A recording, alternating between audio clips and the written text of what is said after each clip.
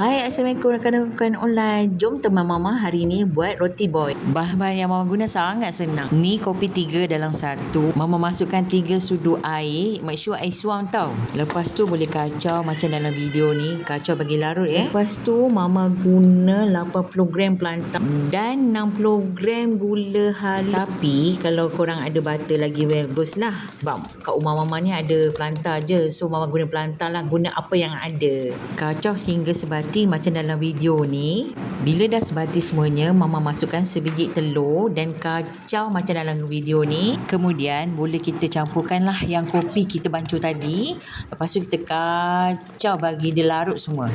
Lepas tu Mama masukkan tepung gandum dalam 80 gram. Lepas tu jangan lupa baking soda dengan baking powder. Bila dah sebati, kemudian bolehlah kita masuk ke dalam plastik macam dalam video Mama ni. Lepas tu bolehlah sapu plantain dekat roti ni. Jangan lupa letak gula sikit dekat roti ni.